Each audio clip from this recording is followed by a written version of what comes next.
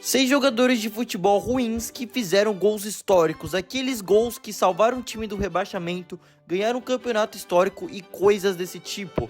Obviamente eu não quero desmerecer esses jogadores, falar que o cara é muito ruim, porque obviamente eu não sou profissional, então eu sou horrível em comparação com eles.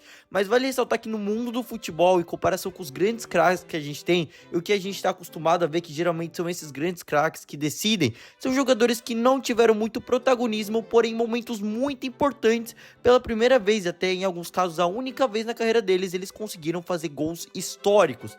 Então eu já vou pedir imensamente, cara, para você deixar o like nesse vídeo, se inscrever no canal se você ainda não está inscrito, porque eu estou com a meta de chegar a 10 mil inscritos até o final do ano, por isso que eu estou contando com você que está assistindo esse vídeo agora e ainda não se inscreveu no canal, por favor se inscreva. Também eu vou pedir para você ativar o sininho, porque assim que eu postar vídeo você já vai ficar sabendo, eu também posto shorts todos os dias, então se você puder dar uma conferida vai me ajudar demais. Eu vou deixar os links das minhas redes sociais aí na descrição e também no comentário fixado, então se você puder também segue lá que vai ajudar demais. Enfim, vou parar de encher linguiça aqui. O primeiro jogador da lista, é claro, é o mais famoso, eu acredito, é o Daverson. O Daverson, pra quem é palmeirense sabe que era um jogador meio irregular assim. Ele jogava alguns jogos, jogava bem, outros jogos jogava meio mal, mas de vez em quando ele fazia aquele golzinho. E o mais da hora do Daverson não era nem o futebol dele em si, era a resenha, porque logo quando ele chegou no Palmeiras, o pessoal já percebeu que ele era meio doidói da cabeça. Era muito engraçado ver os jogos do Daverson, porque em algum momento que ele errava uma jogada, os palmeirenses já sentiam raiva, mas logo em seguida ele fazia algum negócio engraçado, ou acabava meio que fazendo um gol de cabeça ou algo parecido e você dava risada. O Daverson no geral era um jogador mais ou menos, em alguns momentos ele jogava mal, outros jogos ele saía bem, mas no geral era um jogador amado pela torcida, principalmente pelo seu carisma. Pois bem, na Libertadores de 2021, Palmeiras e Flamengo, tinha tudo pra ser um jogaço, e realmente foi um jogaço. O governador do Rio de Janeiro já tinha cantado vitória antes da hora, falando que com certeza já iria fechar a rua, já tava fazendo os preparativos pra conseguir conter a festa que a torcida do Flamengo ia fazer. A mídia inteira falava que o Flamengo ia dar 3-0 no Palmeiras, enfim. Chegou lá na hora do jogo, o jogo acirrado, 1-1 no placar. No finalzinho da partida, o técnico Abel Ferreira tem uma ideia genial e simplesmente tira um coelho da cartola. Ele coloca o Daverson em campo. Nesse momento, os torcedores palmeirenses devem ter pensado, seja o que Deus quiser, né? Nessa hora, todo mundo, os flamenguistas, os palmeirenses, já estavam quase tendo infarto. Mas, pois bem, o Andreas Pereira, que hoje joga no Fulham, né? Muito questionado na seleção brasileira, inclusive, falou besteira esses dias. Estava com a bola lá na defesa quando ele simplesmente escorrega, né? E aí muita gente fala que foi realmente pacto do Abel, porque nada explica aquilo acontecer. O Andreas Pereira simplesmente escorregou, a bola sobrou pro Daverson, ele simplesmente sai correndo e chuta no contrapé do goleiro. E nessa hora, cara, foi um reflexo impressionante, porque o Daverson chuta no contrapé do goleiro, porém a bola sobe e parecia muito que ela ia cair pra fora. E nesse momento também os caras viram, putz, o cara perdeu um gol cara a cara, mas na verdade no fim das contas ela acaba caindo diretamente no gol. E dessa forma o Daverson faz o grande gol da vitória do Palmeiras, e depois o Palmeiras conseguiu se consagrar o grande campeão da Libertadores de 2021, sendo dessa forma bicampeão. O Abel Ferreira simplesmente fez um milagre nesse ano, né? Foi campeão da Libertadores 2 vezes em um ano, algo que ninguém nunca fez na história, provavelmente nunca vai fazer, né? Por conta da pandemia.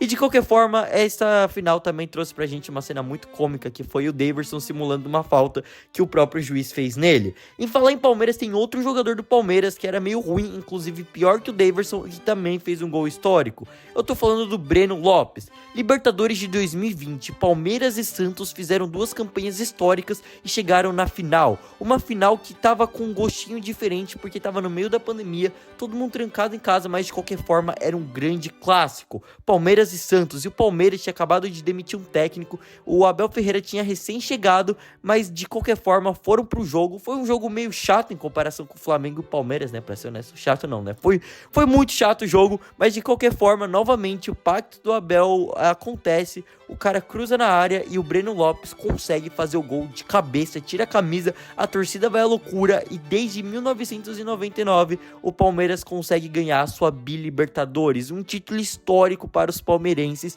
E depois disso, os palmeirenses tiram muita raiva do Breno Lopes, né? Porque quando o cara faz um gol histórico desses, dá 1 ano, 2 anos, 3 anos, assim, beleza. O cara ainda tem paciência, né? Quando o jogador é meio ruim.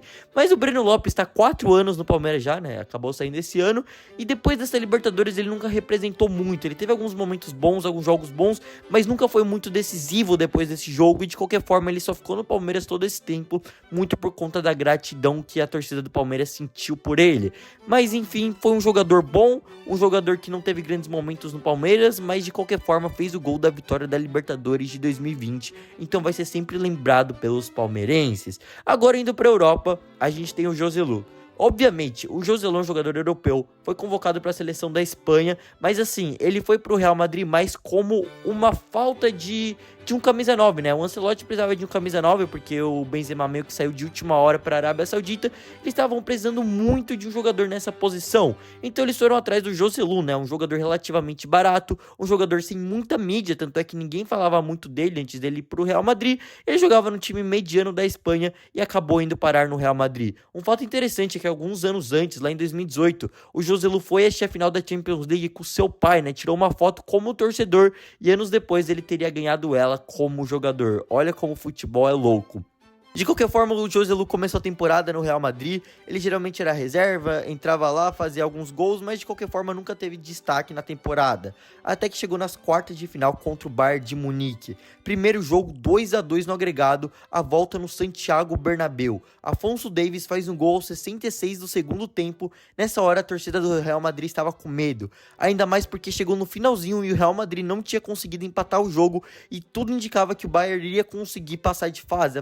A defesa dele estava muito fechadinha e o Real Madrid não estava conseguindo se infiltrar de jeito nenhum. Até que então o Ancelotti tira um coelho da cartola e é nesses momentos que a gente vê a magia do futebol. O Joselu entra, o Joselu esse que tinha ido anos atrás ver a Champions League como torcedor, entra para as quartas de final como um jogador que precisaria decidir. E é isso que acontece, um jogador sem muito destaque, um jogador que entrou meio que pela porta dos fundos, onde a torcida não esperava muita coisa dele. Aos 88 ele consegue empatar a partida, e não só isso, 3 minutos depois, aos 91, ele vai lá e consegue virar o jogo, uma coisa que só acontece com o Real Madrid, e aí o Real Madrid conseguiu passar de fase e deixou o Bayern de Munique boquiaberto. E o mais impressionante de tudo é que todos os torcedores do Real Madrid, e acredito que não só os torcedores, todo mundo que estava vendo o jogo de alguma forma meio que sentia que o Real Madrid conseguiria passar de fase, ou empatando indo para os pênaltis ou algo parecido, mas foi histórico, porque o Joselu conseguiu fazer 2 gols, um jogador que não tinha muito destaque,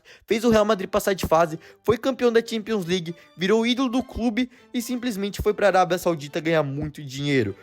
Então para o Joselu foi perfeito, conseguiu ganhar uma Champions League com seu clube do coração e ainda depois disso conseguir para a Arábia Saudita se aposentar pelo resto da sua vida. No lugar da nossa lista nós temos o brasileiro Kelvin. O Kelvin na época jogava pelo Porto, na época o campeonato português estava numa grande final, digamos assim. Entre 2012 e 2013 os dois estavam acirrados para ver quem iria ganhar o título, então teve um grande jogo entre Porto e Benfica, um jogo acirrado, estava empatado, então o brasileiro Kelvin pegou a bola na ponta da área e conseguiu meter essa pancadona com a esquerda, fazendo dessa forma com que o Porto ganhasse do Benfica por 2-1. Vocês podem ver a reação do Jorge Jesus, né, técnico do Benfica na hora, ele estava simplesmente acabado e o Porto conseguiu ganhar dessa forma a Liga Portuguesa, mas o mais bizarro de tudo é que o Kelvin tem menos de 20 gols na carreira, e um desses 20 gols foi literalmente o gol que conseguiu decidir o título para o Porto. Depois disso ele passou em alguns clubes, porém nunca teve uma passagem muito grande, então ele é o perfeito exemplo de um jogador meio ruim, né, é meio ruim falar isso, meio ruim,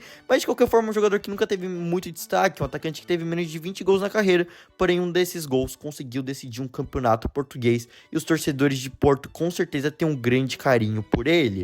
Em quinto lugar nós temos o Belletti. O Belletti era um jogador bom, foi convocado para a seleção brasileira, estava na Copa do Mundo, jogava no Barcelona, então ele não era um jogador ruim. Porém a questão é que ele nunca teve muitos gols na carreira, tinha menos de 20 gols na carreira, ele era um jogador bom, porém não era um Cafu da vida, entende? Inclusive ele era reserva do Barcelona, até que então na Champions League de 2006, final, Barcelona contra Arsenal. O Barcelona era totalmente do Barcelona que a gente conhece hoje em dia, né, totalmente diferente do Barcelona que a gente conhece hoje em dia. Era um Barcelona que ainda não tinha muita Champions, ninguém sabia da existência do Messi, ainda não tinha o tic-tac e tudo mais, e foram para a final da Champions contra o Arsenal. O jogo estava acirrado novamente, o Belletti acaba entrando, então ele simplesmente chega, consegue participar do gol do Eto'o, e logo em seguida ele se infiltra na área e faz o gol, fazendo com que o Barcelona ganhasse a partida. E o mais bizarro de tudo é que esse foi o único gol do Belletti pelo Barcelona, e o único gol dele foi o mais decisivo, que dessa forma ele conseguiu decidir a Champions League. Porém, se ele conseguiu decidir a Champions League com gol, logo em seguida no Mundial, ele seria a causa para o Barcelona perder essa partida. Porque em sexto lugar nós temos o Adriano Gabiru. Final do Mundial de 2006, o Internacional estava com um timaço e conseguiu ganhar a Libertadores, então eles foram para o Mundial. Porém, eles iam enfrentar nada menos, nada mais do que o grande Barcelona de Ronaldinho Gaúcho, de Eto'o e tantos outros craques, né? Todo mundo esperava que o Barcelona com certeza conseguiria ganhar a partida, porém o Internacional com muita raça conseguiu segurar o jogo no 0 a 0, até que então após uma grande jogadaça do Yarley, após ele recuperar a bola no meio de campo, ele simplesmente tinha duas opções. Ele podia tocar para o Adriano Gabiru ou então para o Luiz Adriano. Ele decide tocar para o Adriano Gabiru, que tinha entrado aos 31 do segundo tempo, inclusive esse cara era a reserva do Internacional, e o Adriano Gabiru pega a sorte porque o Belletti novamente escorrega e consegue fazer o gol da vitória do Internacional, e dessa forma o Internacional ganha do Barcelona por 1 a 0 e se consagra o grande campeão do Mundial de Clubes. Vocês podem perceber que em todos esses casos, geralmente o jogador aproveitava uma oportunidade de sorte, algum jogador escorregar, ele pegar a oportunidade de fazer, então era literalmente o jogador certo, no momento certo, e depois disso ele acabou meio que virando o ídolo do Internacional, mas também ele meio que foi esquecido depois, né? Logo em seguida, em 2007, ele foi emprestado para outros clubes e nunca fez mais nada de grande na carreira, mas de qualquer forma, ele conseguiu trazer um título histórico para o Inter, que foi o Mundial de Clubes, e com certeza os torcedores do Internacional vão lembrar dele para sempre por esse feito. Enfim, esse foi o vídeo de hoje, espero que vocês tenham curtido. Se você está assistindo até aqui, por favor, não se esqueça de se inscrever no canal, ativar o sininho, deixar o like e também me seguir nas redes sociais. Todos os links vão estar na descrição e também no comentário fixado. É isso, espero que vocês tenham curtido esse vídeo. Se curtiu, é claro, não esquece de deixar o like. E é isso, falou!